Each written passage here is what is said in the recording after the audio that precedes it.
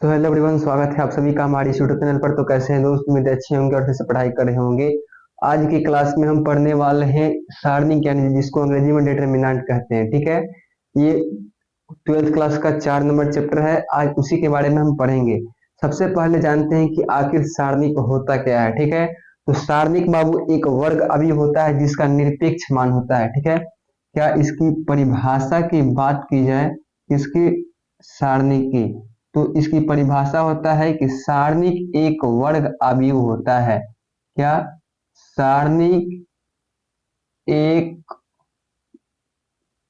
वर्ग अवयव होता है। ठीक है, यानी एक अवयव का ये प्रकार होता है और जो इसका निरपेक्ष मान होता है इसका। ठीक है बाबू, क्या इसका जो मान होता है वो निरपेक्ष होता है। ये आपको याद रखनी है, इसका निरपेक्ष मान होता है। अब हम जानते हैं कि आखिर ये सारणिक है जो डिटरमिनेंट है, इसकी खोज किसने की? तो जो डिटरमिनेंट यानी सारणिक के खोजकर्ता हैं वो पीएस लेप्लास है। क्या? इसके जो खोजकर्ता खोजकर्ता जो है बाबू, ये कौन है? PS Laplace. ये आपको याद रखनी है कि इसके खोजकर्ता पीएस लेप्लास हैं। ठीक है, अब हम जानते हैं सारणिक के चिन्ह परिपाटी। तो सारणिक के जो चिन्ह परिपाटी होते हैं बाबू, यानी कि जैसे चिन्ह परिपाटी यानी कहाँ माइनस होगा कहाँ प्लस होगा, चिन्ह परिपाटी। तो चिन्ह परिपाटी इसका कैसे होता है? देखिए, सम संख्या, सम संख्या में क्या हो जाएगा बाबू? माइनस, यानी कि ऋणात्मक। ठीक है, और विषम संख्या में क्या होगा? विषम संख्या में होगा धनात्मक, यानी कि प्लस। प्लस हो जाएगा यानी कि धनात्मक। कैसे होगा धनात्मक और कैसे इसमें ऋणात्मक होगा, आइए जानते हैं। जैसे अभी हमने आपको बताया कि सारणिक एक वर्ग अवयव है, तो अवयव कैसे होता है बाबू? जैसे एक अवयव ऐसे दिया गया है, जैसे A11, A12, A13, A21, A22, A23। ठीक है, A31, A32 और A33। यानी इस सारणी का जो मान होगा वो जो ये कोटि होता है अवयव में 3 गुण 3 का होता है। ठीक है, 3 गुण 3 का है। जो सारणिक होगा सदैव एक वर्ग अवयव में देगा, क्योंकि सारणिक वर्ग अवयव होता है। अब देखिए इसमें ये वाला जो पद है, यानी ये प्रथम पद है, तो यहाँ जो चिन्ह परिपाटी होगा कैसे होगा? तो पहले plus minus plus minus plus minus plus minus और प्लस। बहुत बच्चे कहेंगे कि आखिर ये प्लस माइनस कैसे? पहले प्लस क्यों हुआ, पहले माइनस क्यों नहीं हुआ? तो देखिए, हमने अभी आपको बताया कि सम संख्या के लिए क्या होगा? ऋणात्मक होगा, और विषम संख्या के लिए धनात्मक होगा। तो देखिए, ये एक है, ये दूसरा पद है, ये तीसरा है, ये चौथा है, ये पांचवा है, ये छठा है, ये सातवां है, आठवां है, ये नौवां है। ठीक है, तो देखिए यहाँ एक जो है वो विषम संख्या है, तो विषम संख्या के लिए चिन्ह क्या आया बाबू? पॉजिटिव आया है। ठीक है, पॉजिटिव। और ऋणात्मक संख्या के लिए क्या है? निगेटिव आया है। तो दो क्या है? दो क्या है बाबू? दो सम संख्या है, तो सम संख्या के लिए ऋणात्मक आया है। फिर देखिए यहाँ 3 दिया गया है, तो 3 क्या है? विषम संख्या, तो विषम संख्या के लिए धनात्मक चिन्ह होगा। उसी प्रकार यहाँ 4 दिया गया है, तो 4 क्या है? सम संख्या है, तो 4 सम संख्या है, तो इसलिए माइनस चिन्ह। यानी जो इसका चिन्ह परिपाटी होगा ये आपको केवल याद रखना है कि सम संख्या के लिए ऋणात्मक और विषम संख्या के लिए धनात्मक। एग्जाम्पल देखिए, जैसे बाबू क्वेश्चन देगा, इसमें 3, 4, 5 और 6। ठीक है, और कहेगा कि इसका मान निकालें। ठीक है, और जैसे सारणिक जो होता है, सारणी को संकेत जो होता है, देखिए सारणी का जो संकेत होता है जिसको हम अंग्रेजी में सिंबल कहते हैं, इसका सारणी का, तो सारणी का देखिए क्या होता है संकेत, इसे आप मापांक ए, ठीक है, या इससे भी सूचित किया जाता है। ठीक है, ये होता है सारणी का संकेत, यानी कि आपसे अगर ये देगा तो आप समझ जाइए कि सारणी का मान पूछ रहा है। तो उसी प्रकार देगा कि a बराबर इतना, तो मॉडुलस यानी कि सारणी का मान निकालें। तो इसमें क्रॉसिंग गुना होता है, ठीक है, उसके बाद घटाया जाता है। तो 3 में जब 6 से होगा तो 18 हो जाएगा, माइनस 4 में 5 होगा तो 20 हो जाएगा, यानी मॉडुलस यानी जो इसका मान आएगा वो -2 आ जाएगा। ठीक है, अब हम जानते हैं इसके कुछ गुणधर्म की ओर।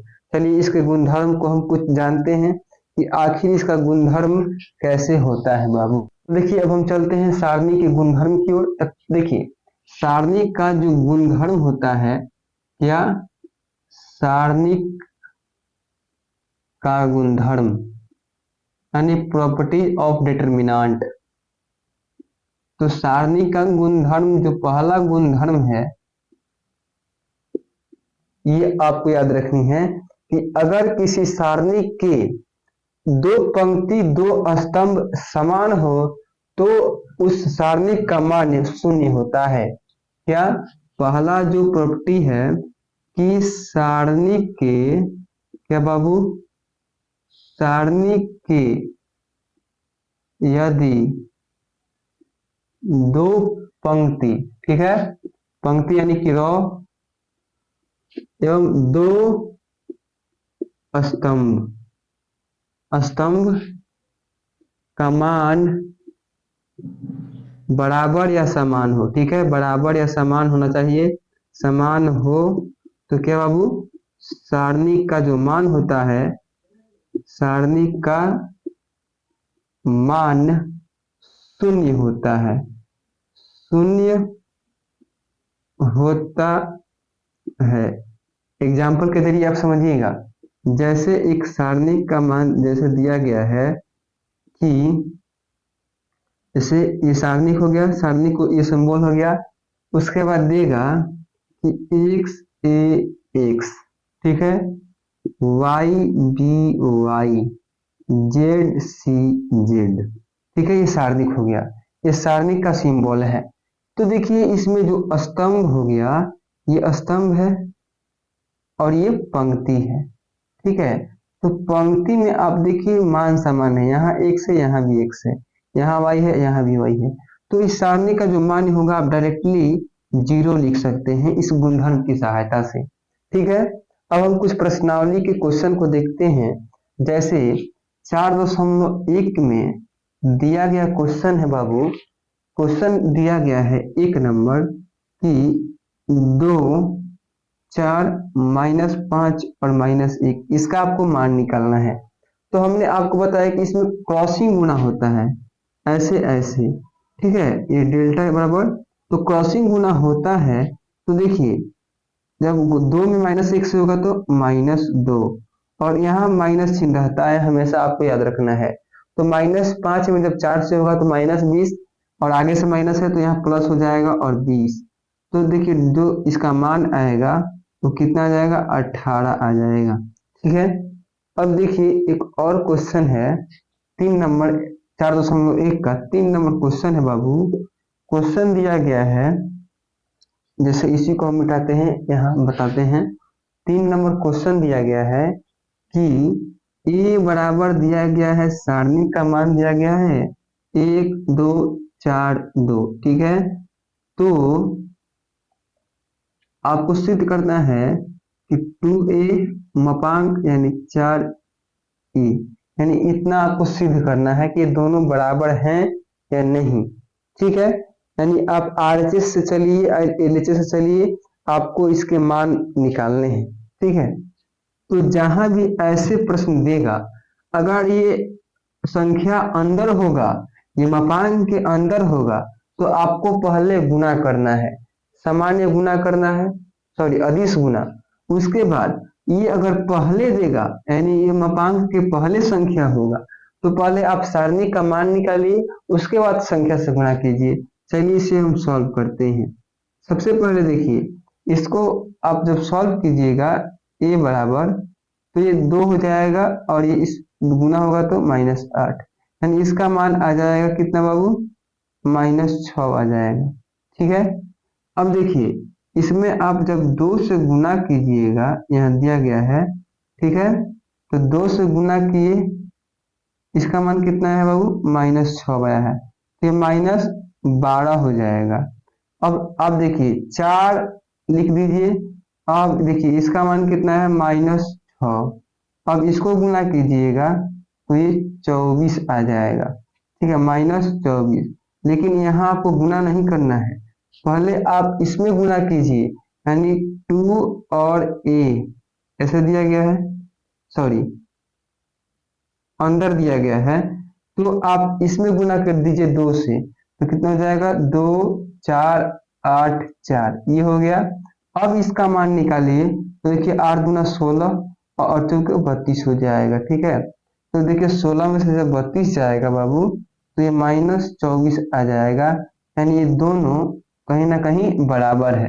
तो इस प्रकार आप क्वेश्चन को सॉल्व कर सकते हैं।